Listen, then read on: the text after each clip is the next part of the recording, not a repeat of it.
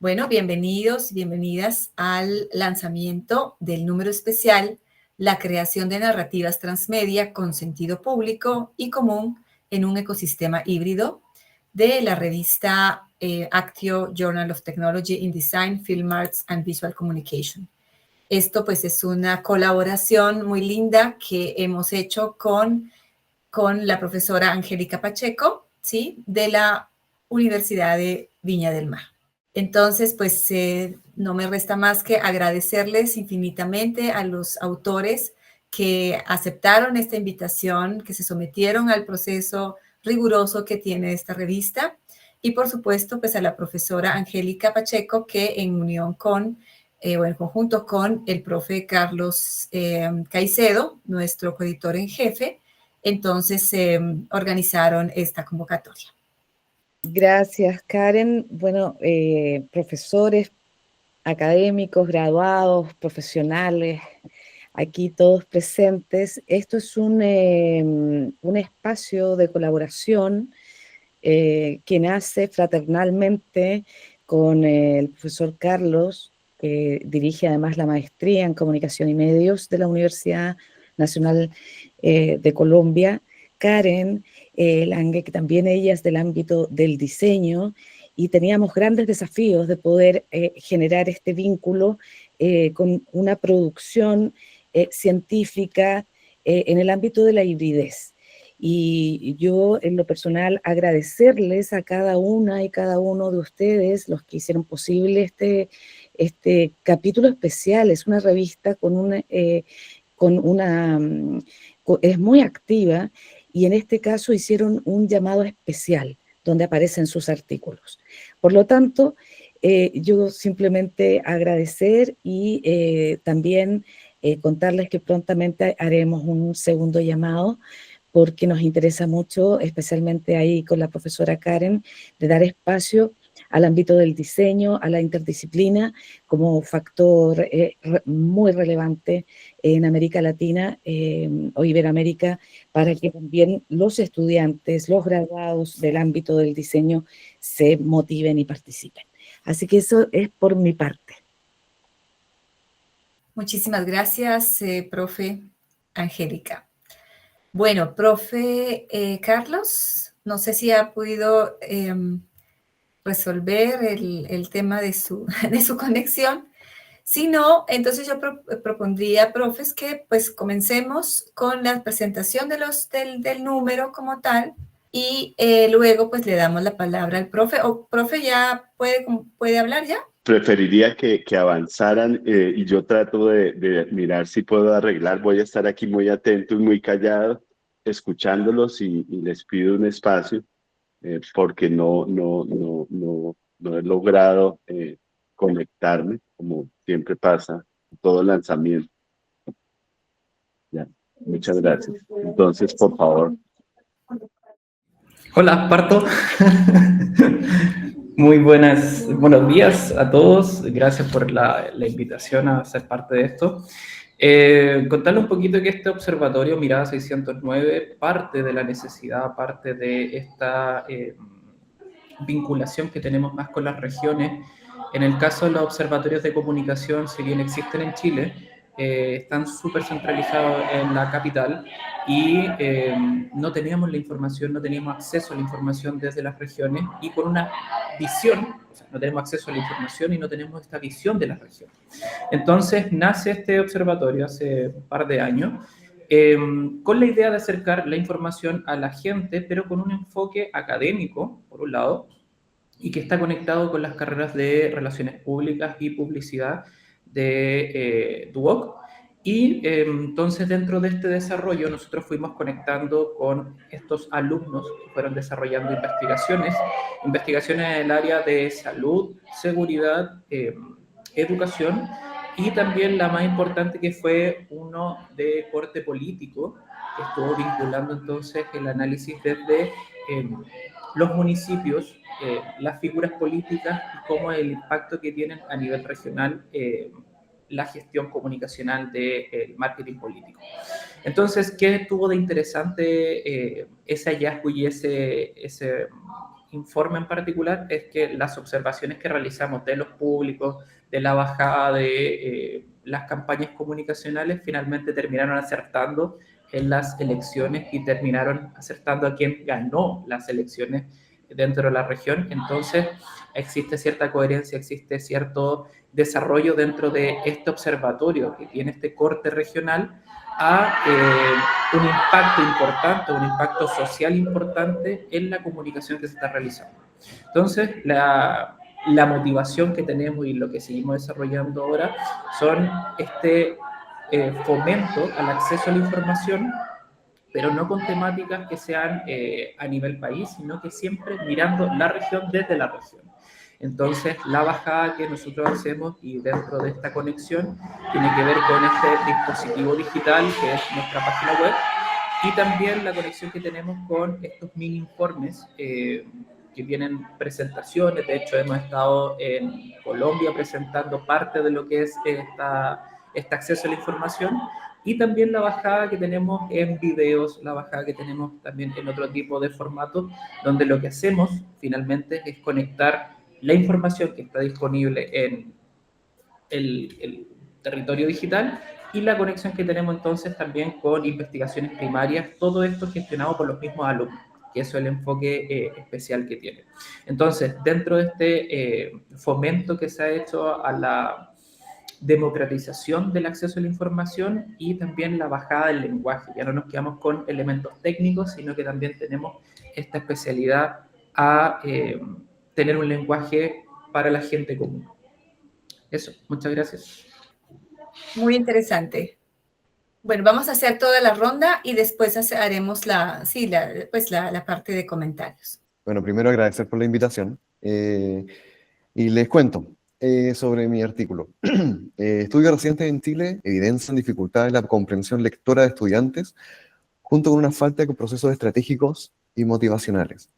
Es en este panorama actual de la educación que se presentan oportunidades y desafíos en la aplicación de nuevos medios que permitan mejorar estos procesos. Pero, ¿será necesario idear nuevas formas y medios para ello? Y si volvemos a utilizar el artefacto álbum, que tanto impacto tuvo en la educación en generaciones anteriores, para promover hoy contenidos educativos, utilizándolo como base para una experiencia lectora con posibilidades de transmedialidad, el reimaginar artefactos como el álbum coleccionable puede tener un gran potencial de uso si lo vinculamos a la educación. En el artículo se presentan distintas metodologías y estrategias educativas y transmediales de aplicación sobre este artefacto. Y frente a esto, te invito a preguntarse, ¿es posible generar un modelo educativo que utilice como base el objeto álbum de láminas para la adquisición de contenido educativo? El artefacto en la educación nos permite generar un modelo transmedia que busca incentivar la adquisición de contenidos, promover la comprensión lectora y fomentar la relación e interacción social entre estudiantes, donde su uso no solo ocurre en el espacio del individuo, sino que se expande a ámbitos de comunidades, donde los usuarios requieren de experiencias colaborativas y participativas para su uso. Todo esto a través de una lectura dinámica, lúdica, gamificada, que además está en un entorno transmedia. Se extiende entonces una invitación a volver a ver, recordar y reimaginar este artefacto, álbumes de láminas, que tanto impacto educativo tuvo en varias generaciones anteriores, que hoy, utilizado en conjunto con distintas tecnologías y metodologías y estrategias educacionales y transmediales, nos permitirá generar modelos educativos innovadores para el aprendizaje de contenidos. Bueno, les saludo desde la región del Biobío, la ciudad de Concepción, en Chile. Parto los primeros segundos excusando a mi compañero, el profesor Mario Montaner, que está en otras actividades, lamentablemente no nos puede acompañar en este momento, ¿ya?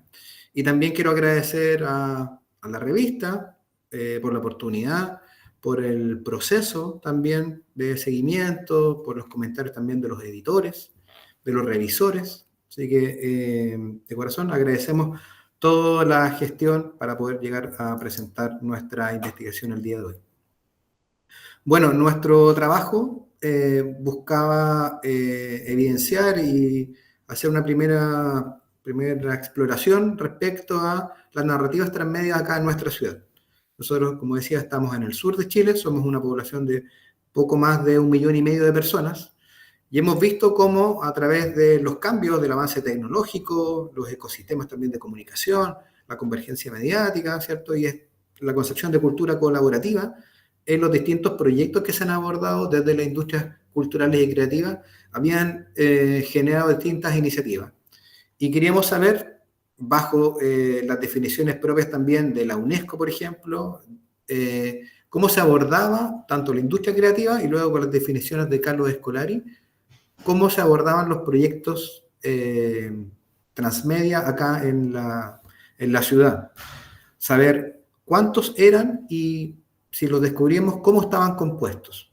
Entonces abordamos una primera fase más bien exploratoria, y ocupamos un diseño de búsqueda de información de datos, como decía, con una metodología cualitativa exploratoria, y buscamos bajo ciertas concepciones de investigación en revistas Cielo Chile y Scopus, y bajo ciertos también procedimientos como enunciados semánticos que tuvieran que ver con narrativas transmedia, con proyectos transmedia, con proyectos culturales y que vincularan esos conceptos con la localidad, es decir, con la región del Biobío, con Concepción, e hiciéramos una primera bajada de artículos científicos, digamos, de investigaciones previas sobre este ámbito.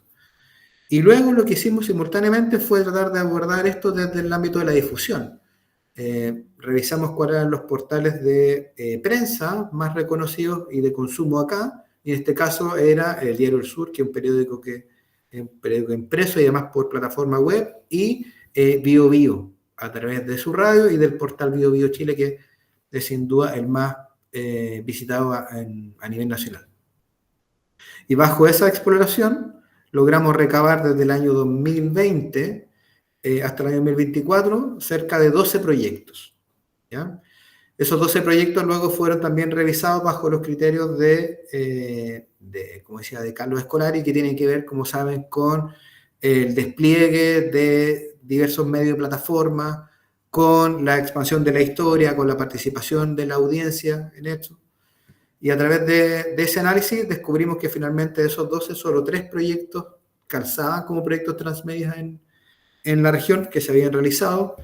Y esos son productos que tienen que ver con ámbitos culturales, uno que se llama Memoria Fílmica Metropolitana, que tiene que ver con charlas y con eventos que tienen que ver con el mundo del cine. Un proyecto que se llama Proyecto Bermud, que tiene que ver con instalación de películas en galerías de la región, de la ciudad. Y un proyecto que se llama Biobío en 100 palabras, que tiene que ver con la escritura de pequeños cuentos, que también se hacen en otras localidades del país a través de distintos eventos. Y esos 3 proyectos tenían que ver con el transmedia. Por supuesto, desde las conclusiones, tiene que ver obviamente con que abarcan una industria creativa regional que consideramos que es pujante, que se están desarrollando proyectos con distintos tipos de género. Si bien la participación en algunos es escasa en cuanto a algunas actividades, creemos que se ha ido potenciando en el último tiempo con el crecimiento, particularmente del financiamiento. Estos responden a proyectos culturales financiados por el Estado, en el caso de proyectos que tienen que ver con fondos culturales y audiovisuales, y con la empresa privada también, al menos en el último proyecto. Eso en resumen de parte del ejercicio que hicimos con mi colega a nivel de exploración de lo que ocurre acá en Concepción. Nuevamente mi agradecimiento también en nombre de mi compañero y saludo también a los colegas que estamos presentando. Muchas gracias. Bueno, muy buenos días. Yo les estoy saludando desde aquí, desde España, de Palma de Mallorca. Aquí son las 3:30 de la tarde casi. Así que, pues, un saludo muy grande a todos y muchas gracias a la Universidad Nacional y a la revista por la invitación. Por supuesto, también a Angélica y a todo el equipo de colegas de la Universidad de Viña del Mar, con los que vengo trabajando hace rato, por la participación en este proyecto. Bien, mi compañero, colega, coescritor y coinvestigador de este proyecto, Ronald Meléndez, no está hoy presente justamente porque está en clases toda la mañana de hoy. Él no está en España, él está en Bogotá, trabaja con la Universidad Javeriana. Este proyecto de derecho surge en la Universidad Javeriana cuando yo trabajé con ellos hasta el año 2023. Ahí apareció un poco la idea y la propuesta de trabajar en esta investigación, pero luego yo me fui de la Javeriana y hemos continuado haciendo el trabajo de alguna manera de forma remota, de forma virtual. Básicamente esta investigación es en principio lo que es el artículo es básicamente la inspección o auscultación, digamos, teórica de una investigación de carácter cualitativa, de corte etnográfico y con un enfoque interdisciplinar. Cuando digo interdisciplinar es porque aquí convergen básicamente 3 disciplinas que son la comunicación, sobre todo la comunicación audiovisual, 2, el arte en todo el sentido de la palabra, pero fundamentalmente el arte pictórico, y 3, la programación, la informática o el desarrollo de código. Estas 3 disciplinas se conectan de alguna forma para construir un proyecto que hemos llamado la pantalla collage como el nuevo escenario, la pantalla como el nuevo escenario de una estética visual y relacional a partir de la apropiación pictórica. Les he puesto aquí mismo un enlace que valdría la pena si podrían mirarlo o guardarlo para poder entender un poco de qué va esta investigación. Ese enlace los va a llevar a una sección, un álbum creado en Google Fotos que permite entender qué es básicamente lo que vamos a trabajar. Nosotros estamos fundamentalmente en la parte teórica y conceptual, como ya he dicho, y planteando una investigación que tiene que ver con los procesos creativos, sobre todo que tienen que ver con los procesos creativos ocurridos en el ámbito de la web 2.0 y los procesos de creación a partir fundamentalmente de 4 elementos claves que tratamos de analizar.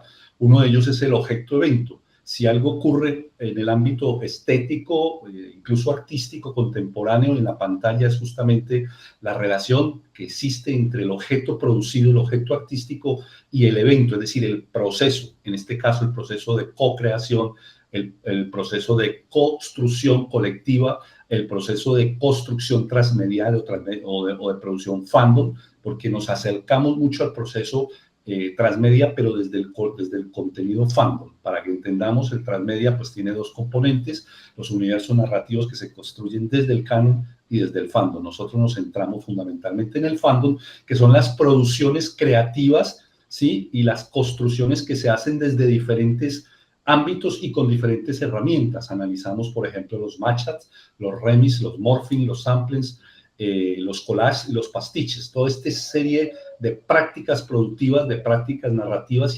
artísticas y estéticas que se están generando en la pantalla, en lo que nosotros denominamos la pantalla collage. Por eso trabajamos el concepto también de mezcla y de remezcla, y trabajamos el concepto de estética universal online, una especie de estética difundida y difuminada a través de la pantalla, donde múltiples actores, no necesariamente artistas, reitero, múltiples actores e incluso actores anónimos e incluso actores sin ningún tipo de formación, producen y generan contenidos que tienen que ver con la cultura pictórica y la historia del arte. Eso es importante, por eso lo del enlace que les he enviado. Es decir, el proyecto pretende revisar la estética universal online, visual y relacional, que utiliza experiencias y prácticas recreativas o creativas a partir de todos estos conceptos que acabo de mencionar, el remix, el sampling, el morphing, y desde la apropiación de obras artísticas pictóricas tomadas, en muchos casos asaltadas, en muchos casos robadas, ¿sí? De la historia del arte, para generar y para construir unas nuevas piezas, unos nuevos artefactos, que son los que nosotros vamos a trabajar y vamos a investigar. Eso tiene que ver con muchos conceptos que aparecen en el documento, en el texto, en el artículo que trabajaremos, que son el concepto de viralidad, de bucle, de reciclaje, de imágenes que transitan por la web, y en ese gran cementerio de imágenes que es la web, ahí nos detenemos para analizar todos esos conceptos de remezcla, de práctica creativa, de juxtaposición, de expresiones artísticas. En definitiva, para cerrar, la pantalla como un nuevo soporte, un nuevo storytelling transmedia, fandom, y una hibridación de formatos reciclados y de transmedialización de esos contenidos a través de sus consumos, y utilizando siempre, reitero, la pantalla como soporte. La pantalla en esos 2 ámbitos de píxel y algoritmo. Yo creo que esa es un poco la idea, y como he dicho, es un proyecto que está en su fase inicial, porque estamos apenas en la historia del arte y en el diseño de la propuesta ya metodológica que tendría que ver ya con el trabajo de campo, que consistiría fundamentalmente ya en producir y generar ese tipo de artefactos o de productos utilizando todos estos conceptos y herramientas que he mencionado. Muchísimas gracias. Muchísimas gracias, profesor. Damos la palabra a Javiera. Hola, muchas gracias, Karen. Buenos días a todos y todas. Bueno, el artículo que fue publicado en este número es Repercusiones del giro lingüístico en la subjetividad y participación, ejemplo de las vanguardias artísticas y la narrativa transmedia. Solamente para contextualizar, yo soy egresada del Magíster en Comunicación Digital y Transmedia de la Universidad de Viña del Mar, pero anteriormente a eso yo hice un magíster en arte, por lo tanto mis temas tenían directa relación con eso, y luego del magíster en Comunicación y Transmedia comencé un doctorado en Historia. Entonces verán que de ahí viene esta mezcla de temas y esta idea central que es la subjetividad, que es lo que a mí me interesa, que tiene relación con la participación. Entonces, ya en el estudio del doctorado nos involucramos bastante en el tema del giro lingüístico. ¿Qué pasa en ese contexto cultural, social, político, en el que la historia ya no es suficiente? La historia universal, una única historia general, no basta para dar cuenta de la realidad en la que viven las personas. Y en ese sentido, las pequeñas historias van tomando mayor fuerza, surgen nuevas ideas, nuevos pensadores, nuevas filosofías, nuevas formas de abordar esta realidad, y tiene que ver con esta participación. Entonces, frente a eso, y frente a estas otras disciplinas que van permeando la historia, que van traspasándola y que permiten construir diferentes significados, es que surgen estas vanguardias artísticas, que particularmente yo me centré en el fluxus, por ejemplo, en la performance, en la instalación, como idea de disciplinas artísticas que permiten el ingreso fuerte de la subjetividad. O sea, ya no es una pintura o una obra de arte figurativa, sino que tiene que ver con la participación del espectador en su proceso y en su significación final. Y a partir de esto también me hago la pregunta, entonces, si las vanguardias artísticas tienen participación y están en un contexto temporal, la transmedia también funciona de esa manera. Cómo nosotros podemos ser prosumidores y finalmente generar diferentes narrativas a través de nuestras propias experiencias de vida y nuestros contextos personales. Entonces, en ese sentido, yo puedo observar que en todas estas materias se considera el punto de vista en el cual el ser humano se está observando, desde el lugar donde está mirando el mundo, y que no está aislado, sino que está en constante vínculo con otros, y donde la vida juega un rol principal. Finalmente eso tiene que ver con la generación de comunidades, con el uso de las plataformas, porque tiene que ver por dónde nos estamos moviendo. Y obviamente todos estos elementos se basan en la ambigüedad, porque cada uno tiene su propia historia, sus propias situaciones, ve la vida desde diferentes objetos, desde diferentes relatos, y todos son igualmente válidos.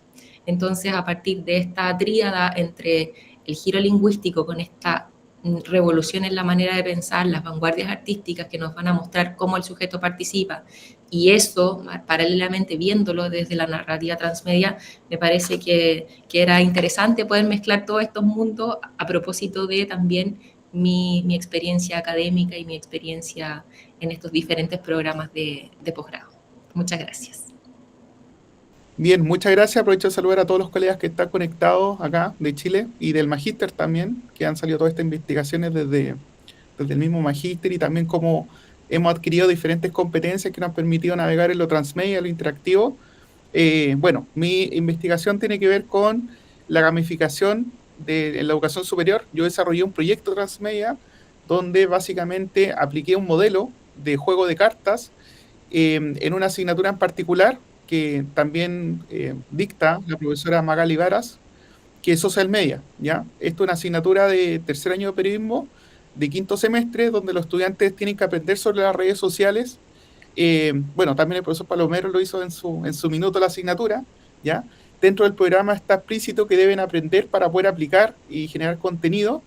Entonces, bueno, yo con esta excusa de que en el fondo quería desarrollar un juego de cartas para que los estudiantes aprendieran. ¿Por qué un juego de cartas? Porque básicamente veníamos saliendo de la pandemia y lo que más querían los estudiantes era poder jugar, verse las caras en la sala y no pasar tradicionalmente los contenidos. Entonces lo que propuse a la asignatura es que básicamente a través de un diseño de cartas, donde cada carta era una especie de juego de rol, ¿no? Los estudiantes en grupos de seis integrantes iban traspasándose la información con la finalidad de que fueran adivinando qué carta tenía el compañero de al lado, ¿ya? Y bajo esta lógica de un juego de 40 minutos, lo que pasaba era que diferentes estudiantes iban aprendiendo sobre las características de cada una de las redes sociales, ¿ya? Entonces, ahí fue la gamificación que yo desarrollé. Este proyecto llevó varias etapas. Uno fue el diseño de las cartas, segundo fue la aplicación, que lo testé en diferentes grupos de estudiantes de la misma asignatura. Después lo testé con estudiantes fuera de la carrera para ver también si se entendía. Apliqué un poco el perfil de estudiante que tenemos acá en la Universidad UVM, ¿no? Y eso también me permitió sacar mejoras para el proyecto y finalmente los testeos que hice periódicamente para confirmar esta aula, ¿no? Que básicamente era aplicar contenidos propios de la asignatura, pero después la misión, luego de haber finalizado este proyecto, concluí que básicamente podía aplicarse a diferentes temáticas, porque las cartas permitían poder integrar diferentes tipos de conocimiento. Entonces fue un primer prototipado para poder quedar claro de que efectivamente esta metodología se podría aplicar o extrapolar a otras dinámicas también de trabajo, ¿ya? Entonces, claro, finalmente, a modo de resumen, como para que se entienda un poco mejor, lo que hice fue aplicar un juego de cartas, ¿cierto?, donde a través del testeo yo iba mejorando la experiencia del usuario en función de que ellos pudieran tener un conocimiento fuera de lo que era expositivo, ¿ya? Los resultados fueron bastante bien logrados. Algunos me sorprendieron a mí mismo como productor de este juego, básicamente porque los estudiantes mismos me iban retroalimentando información que yo fui mejorando en el proceso del juego. Y eso también permitió que los estudiantes no solamente aprendieran del juego de cartas o de lo que tenían que aprender de redes sociales, sino que también ellos mismos fueron entendiendo lo que era un contenido transmedia o interactivo, ¿cierto? Porque finalmente ellos mismos hacían partícipes y hacían las mejoras propias. Eso creo que también es un elemento relevante que está escrito en este artículo como conclusiones, que permite no solamente lo disciplinar, sino también lo integral, de que ellos también se sientan parte. Porque un juego de cartas físico, ellos también, como veníamos saliendo de la pandemia, de casi 2 años que ellos estuvieron con pantalla, se producían otras dinámicas. También otra conclusión que me llamó la atención es que el lugar también permeaba un poco la interacción. Lo probé en varios lados, de hecho en esta sala donde estoy ahora, que es la sala de radio, se producían otras dinámicas donde el tiempo o el estado de flow del juego se mantenía durante más tiempo de lo previsto, y también lo testé en la misma sala donde se hacían clases, que es el laboratorio de computación, y una sala común, que no tenía ninguna pantalla, ¿cierto? Entonces las dinámicas eran diferentes, y el grupo objetivo que tracé fue estudiantes del perfil de la UVM, entre 19 y 22 años, que era el grupo que se producían las rondas de 6 integrantes para poder trabajar. Así que eso como conclusiones finales. El juego me llevó en varias etapas, y lo principal que se puede replicar son los contenidos que se pueden entregar. Y esto también genera que el estudiante no solo aprenda lo disciplinar, sino que también lo integral de conversar y establecer un poco de conversaciones más con sus propios compañeros, que a veces en una aula normal no conversan mucho. Acá se producían, yo cruzaba alumnos que no estaban ni siquiera en el mismo nivel y no se conocían o se habían visto en la universidad, pero se producían dinámicas más interesantes de trabajo, incluso pues que ellos querían jugar solo sin la necesidad del guía. Aquí yo lo hacía como para darle instrucciones, hablar sobre mecánica, dinámica y estética, que son los elementos básicos del diseño de la gamificación. Así que eso por mi parte. Muchas gracias. Hola, buenos días. Yo soy Ángel Sue Valencia Rodríguez. Muchas gracias por permitirme estar en este espacio y conocer todos estos proyectos que suenan increíbles. Mi proyecto se llama Diseño Mestizo y Decolonialismo, una mirada desde las plazas de mercado.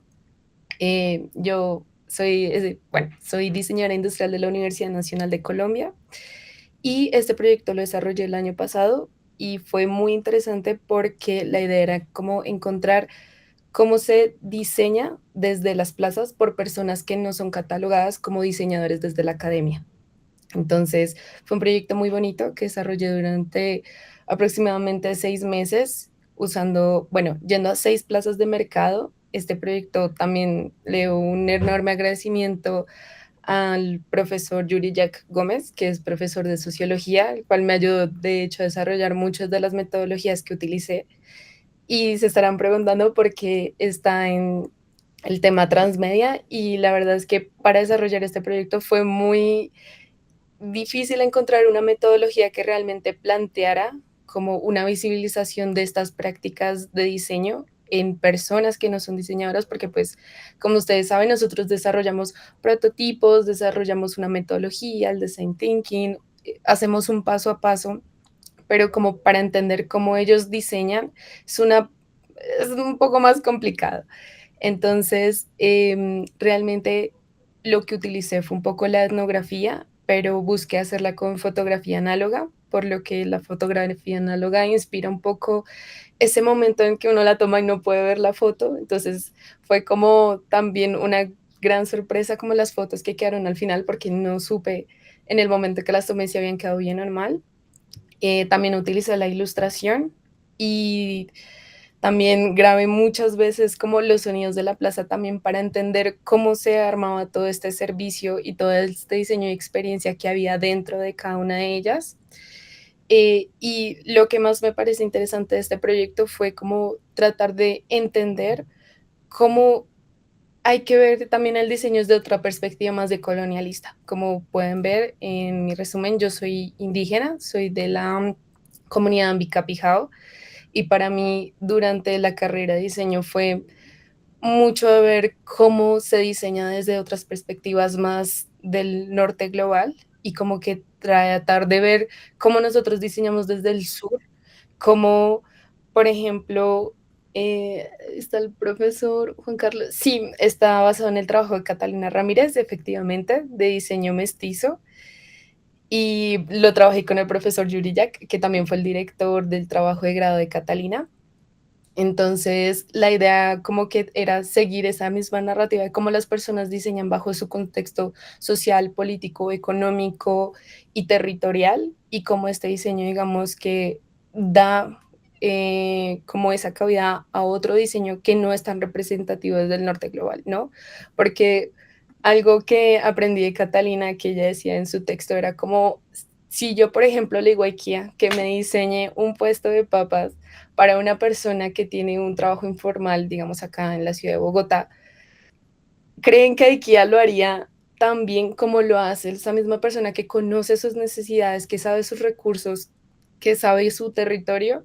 Entonces, esa es como la pregunta que deja un poco esta investigación, y es de tratar de ver que hay otras perspectivas desde el diseño que no únicamente son del norte global y que también son muy válidas y más en nuestro contexto, porque esa también es parte de nuestra identidad. Entonces, eso es todo. Muchas gracias. Muy buenos días. Mi nombre es Daniela Tunjano. En primer lugar, agradecer por este espacio, felicitar a las personas por esos proyectos tan interesantes que nos han venido comentando. La producción que voy a presentar hoy, o sea, puntualmente se trata de una reseña, una recomendación muy especial acerca de un libro que se titula Europa ante su imagen, cine y series de televisión en la encrucijada del siglo XXI. Se trata de una compilación realizada por el profesor Lorenzo Torres Hortelano de la Universidad Rey Juan Carlos de España, donde se recogen 11 análisis en que se aborda todo el tema, mejor dicho, la diversidad que envuelve la subjetividad, el tema de la identidad, de la construcción histórica, del diálogo histórico, que surge en torno a 11 producciones audiovisuales entre películas y series de televisión. Este libro se desarrolla a través de 3 ejes temáticos o 3 secciones. La primera de ellas se denomina existencialismo y melancolía.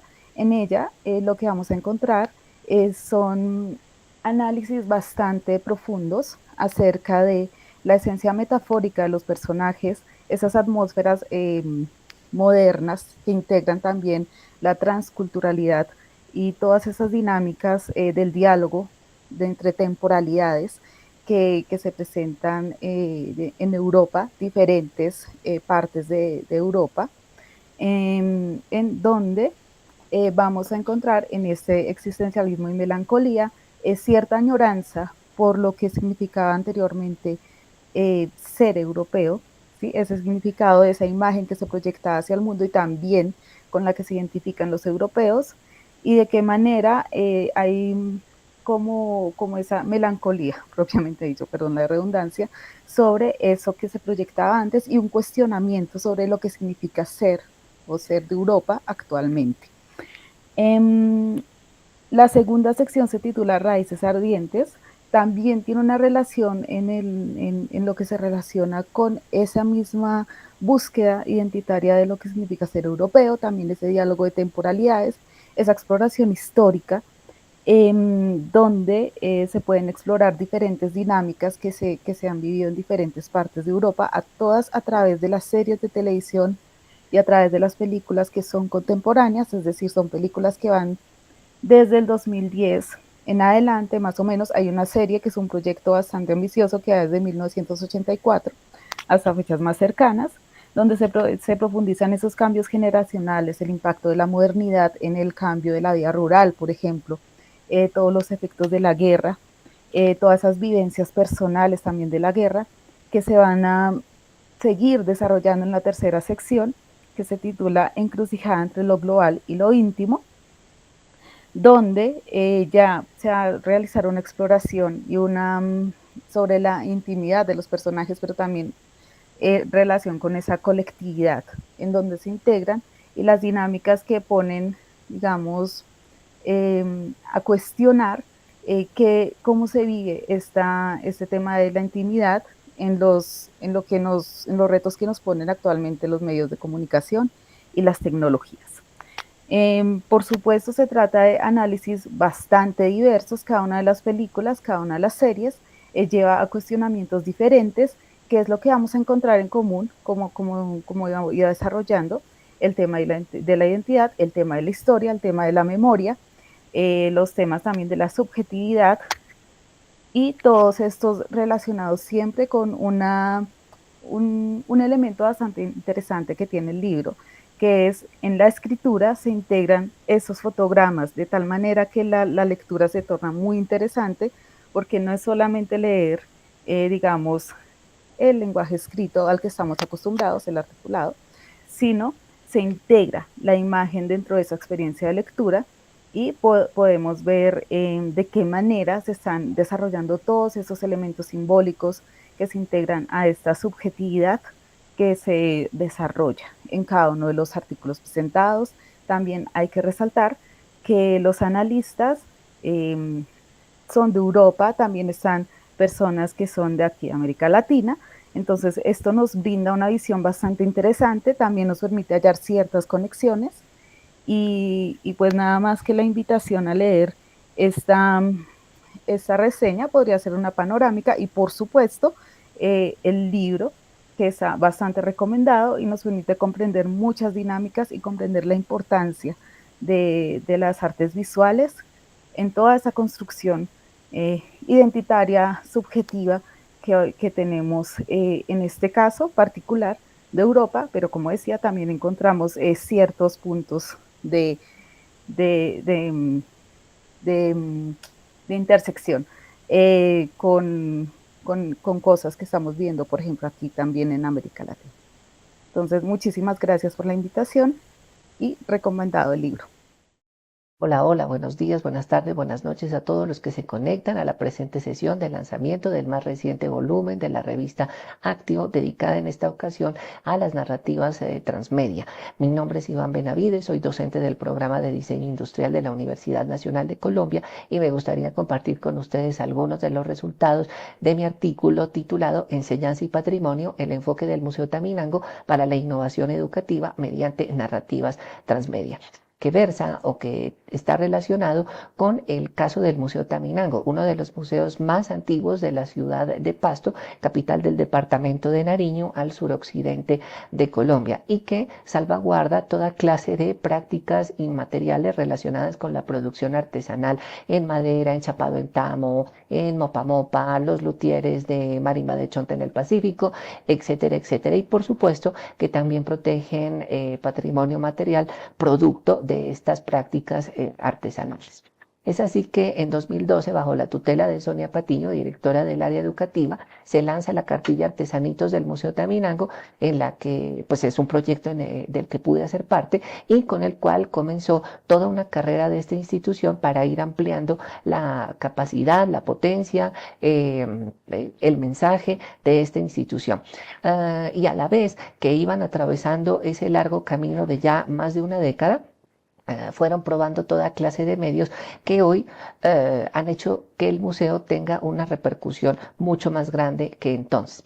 Es así que el museo empezó lanzando, por ejemplo, cartillas para profesores para que las visitas con estudiantes fueran, o digamos, lograran implicar mucho más a los niños, algunas otras relacionadas con la recuperación de prácticas lúdicas tradicionales de la región, y también fue el momento, a la altura de 2015, en que empezaron a probar con medios audiovisuales, que por supuesto han logrado una repercusión mucho mayor que trasciende las fronteras del propio museo. Esta es la tercera cartilla que lanzaron, la minga del Museo Taminango, relacionada con la recuperación de algunos saberes de las comunidades indígenas de la región, y que también sirvió para ser, bueno, dramatizados y otra clase de piezas que vinculaban a otra clase de públicos, incluyendo especialistas en el patrimonio que ellos cuidan, pero también niños, por ejemplo, con los cuales se hacían algún tipo de programas. Es importante para el caso de esta investigación el hecho de que las cartillas empezaron a crear una serie de personajes que crearon también un cierto tipo de identificación de los niños con el contenido que se abordaba. Y también fue muy importante porque durante el proceso de pandemia y el posterior proceso de reincorporación, digamos, a la cotidianidad, mantener estos personajes vigentes hizo que ese tránsito fuera mucho más amable. También recientemente el museo ha lanzado varias experiencias online, creó una página web con material tanto para adultos como para niños. Y por supuesto se ha apoyado de los youtubers y tiktokers de la región para lograr tener un impacto todavía mayor. Por último, quería relacionar estas dos experiencias. La primera relacionada con la creación de este videojuego que buscaba acercar a los niños a los mitos y leyendas más interesantes de la región, y esta última cartilla que buscaba revitalizar la práctica de la chaza, que es una especie de deporte tradicional y que próximamente contará con algunos otros recursos digitales. Entonces los invito muy amablemente a conocer mucho más de esta experiencia en el artículo y a la revista Actio. Muchas gracias por su invitación. Bueno, este es pues una de las últimas contribuciones en este número, y básicamente surge de que, digamos, uno de los retos que tenemos como diseñadores, bueno, yo soy diseñadora, el profesor Juan también, y uno de los retos que tenemos en los equipos de diseño es la comprensión de los diferentes contextos para poder hacer ese proceso de diseño. Es decir, tenemos que entender el contexto organizacional, el contexto en donde se origina el producto, el contexto en donde va a usarse ese producto, el contexto en donde va a producirse ese producto. Y de la comprensión de estos contextos depende la definición de las variables que se tendrán en cuenta o no se tendrán en cuenta para la configuración de un producto. Entonces, entendamos producto de una manera amplia: producto, servicio, material, inmaterial. Entonces, el equipo o los equipos de diseño deben comprender el mayor número posible de variables y las relaciones que se dan entre estas variables. El problema es que las herramientas tradicionales como encuestas o listas de verificación no permiten exponer muchas de estas variables. Hay que ser posiblemente muy buen entrevistador para realmente tener estas variables o tener mucho tiempo, lo cual normalmente en diseño no tenemos. Los métodos visuales son una alternativa para explorar y definir estas variables en un tiempo mucho más corto, porque se usan recursos semióticos que facilitan el acceso al conocimiento implícito, las asociaciones lógicas y espaciales, entre muchas otras. Entonces, digamos que lo que nosotros presentamos en estas otras grafías, digamos, dentro de la revista, es uno de los resultados del proyecto de investigación Exploración de métodos visuales dentro del modelo EQUIT. EQUIT quiere decir Ergonomics, Quality and Design. Es un modelo de diseño y desarrollo de producto para la comprensión de contextos y optimización de procesos en el diseño de productos. Y básicamente, pues, uno de esos resultados, pues, se fue una tabla de métodos visuales, porque, pues, hicimos una exploración de métodos en la cual, pues, encontramos más de 200 métodos visuales diferentes, y después de clasificarlos y de depurarlos, entonces llegamos a 155 métodos, que son los que presentamos en esta tabla. Y en esta tabla, pues, los tenemos categorizados según su nivel de aplicación, es decir, si sirve a nivel estratégico, a nivel táctico, a nivel operativo, cuál es el fundamento semiótico, si es diagramático, icónico, mixto, si es original o si es una adaptación, es decir, su categoría de evolución. Y también lo conectamos con la clasificación que hace Kumar, que es, bueno, es un autor que trabaja muchísimos métodos de diseño y que ofrece, pues, una estructura para la innovación, digamos, en las organizaciones. Entonces, básicamente es eso lo que nosotros proponemos. Esperamos que sea una tabla que sea de utilidad, no solamente para diseñadores, sino para muchas otras profesiones que también se encuentran con este dilema de definir variables, comprender lo que está pasando de una manera muy rápida y pues efectiva. Muchas gracias.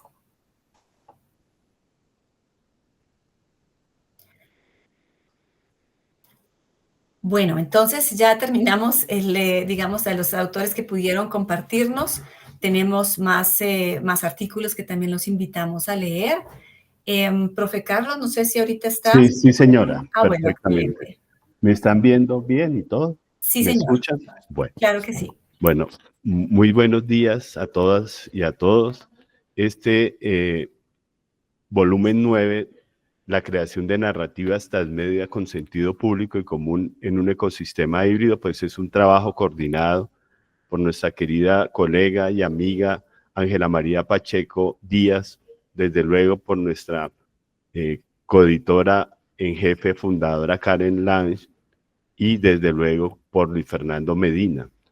Este nuevo número consolida el proceso proyecto de Actio como un laboratorio vivo de innovación editorial y de intervención epistemológica en la universidad contemporánea. Se apuesta a la multimodalidad, la interactividad y la colaboración transdisciplinar, no solamente tratando de que sea un cambio de formato, sino que sea una propuesta pedagógica que en este caso podemos decir que apela a los conceptos de andamiaje en el sentido de Vygotsky y Brummer y al concepto de descolonización de saberes en el sentido de Sousa Santos, de la comunicación y de una propuesta editorial coherente con la descolonización del conocimiento y que profundiza los diálogos sur-sur.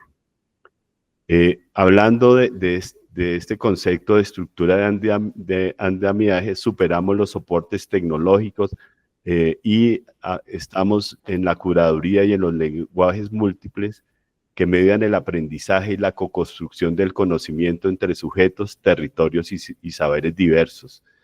En este traslado de este concepto al campo editorial, entonces superamos la interacción medida entre el individuo y su entorno que planteaba Brunner y buscamos que efectivamente hay un andamiaje multimodal que actúe como una tecnología de traducción intercultural. Los distintos lenguajes y formatos permiten que saberes artísticos, técnicos, científicos y comunitarios se encuentren sin subordinación. También este proyecto crea una zona de desarrollo colectivo en la que autores, editores, lectores y comunidades del sur co-construyen significados a través de la interacción. Y en este andamiaje digital superamos las plataformas, las licencias y los hipervínculos y los accesos para que haya una amplia participación y redistribución del poder epistémico en la búsqueda de una política de justicia cognitiva. Entonces, en esta apuesta podemos hablar de que buscamos, sin duda, sostener una interdependencia cognitiva en el sentido de Sousa Santos entre saberes plurales, propiciando un entorno de aprendizaje decolonizador, que buscamos la democratización del acceso y la circulación del conocimiento en esa apuesta de ciencia abierta y de acceso libre, y buscando una multimodalidad abierta que habilita nuevos públicos, reduce barreras lingüísticas y tecnológicas y amplía la agencia del conocimiento hacia otros públicos. El que estén aquí estudiantes, profesores, investigadores consolidados, pues consolida esa invitación que nos hizo en su momento Karen, donde personas de mucha trayectoria compartían con jóvenes como hoy en este número se ha podido ver, y también avanzamos a la construcción de un nuevo sistema donde de productora cerrada de paper, la universidad pasa a ser un laboratorio de co-creación y mediación intercultural, y de un instrumento de evaluación pasa a ser un espacio de experimentación narrativa y epistemológica, y pasa a ser una plataforma de circulación social del conocimiento.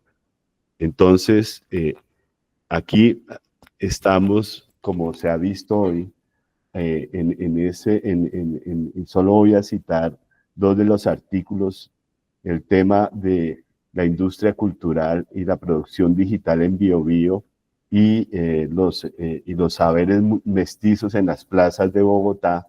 Pues hay toda una apuesta que respeta esas tradiciones y que también consolida ese diálogo que hace unos años mi querida colega y amiga Angélica Pacheco trasladó a través de un encuentro como este, que ha tenido visitas y que ha tenido muchos productos, y donde es muy claro que la apuesta es por consolidar esta relación y cumplir con las ideas y propósitos de quienes han construido este proceso editorial, y quienes también le apostamos a esa relación y colaboración entre Viña del Mar y la Universidad Nacional de Colombia. Muchas gracias a ustedes, que son el producto y el proceso, y a toda esta comunidad que todos los días crece, y desde luego mi afecto y mi reconocimiento y mi gratitud a Karen, a Angélica y desde luego al profesor Luis, que me ha enseñado tantas cosas muy gentiles. Muchísimas gracias, profe Carlos. Entonces, bueno, en tiempos, digamos que nos quedarían 2 minutos si somos como muy, antes de que me digan que soy muy alemana, pero bueno, sí lo soy. Entonces, eres muy alemán. Sí, Entonces, bueno, realmente pues creo que es un número muy, muy interesante. Como ustedes saben, como editores, pues nosotros no vemos todos los artículos, sino como somos 3 editores, cada uno ve diferentes artículos, pero ver aquí como el conjunto y con los que hacen falta, por supuesto, me da mucha emoción en realidad ver, digamos, cómo estamos conectados dentro de esto. Yo hacía algunas notas sobre los artículos como tal y veía este rompimiento de límites, ¿sí? Que está de alguna forma mezclado entre el objetivo, lo subjetivo, el objeto, el proceso, el espectador, el participante, la transmedia como proceso, transmedia como producto, el diseño desde el norte global, desde el sur global, los lenguajes, en fin. Creo que es un número de verdad muy, muy lindo y pues los invitamos a leer también los artículos de sus demás colegas y a promover a la revista que, como dice el profe Carlos, o sea, va mucho más allá de querer ser una revista simplemente indexada. Es decir, cumplimos con las reglas de la indexación, aunque aún no estemos en ese proceso, pero pero ya hemos logrado muchos hitos sobre eso, pero vamos mucho más allá que eso. O sea, lo que nos importa en realidad, como dijo el profe Carlos, es ser un laboratorio, es generar un diálogo, es romper los esquemas, es ir más allá de simplemente escribir y publicar. No, es dialogar, es construir en conjunto, es escucharnos. Y bueno, muchísimas gracias por ello. Profe Luis Fernando, no sé si tú quieras también comentar algo, profe Angélica, porque creo que ya no alcanzamos a hacer una discusión, pero pues no sé si quisieran ustedes cerrar esta jornada. No, yo creo que la profesora es pertinente. Yo estuve un poquito al margen, simplemente quiero destacar la pertinencia de este número y del tema de transmedia, que a pesar de ser una palabra que ya lleva con nosotros un par de décadas, creo que sigue siendo importante dentro de esa convergencia de medios y de pensarse los medios. Y me parece muy apropiado este número porque nos muestra justamente esas potencialidades explorando muchos temas muy diversos y creo que eso nos aporta justamente pues al proyecto editorial que perseguimos con Acto. Entonces pues quería agradecerle al profesor Carlos, a la profesora Angélica, a los autores, las autoras, muchas gracias de verdad por enriquecer la revista con su trabajo. Simplemente eso.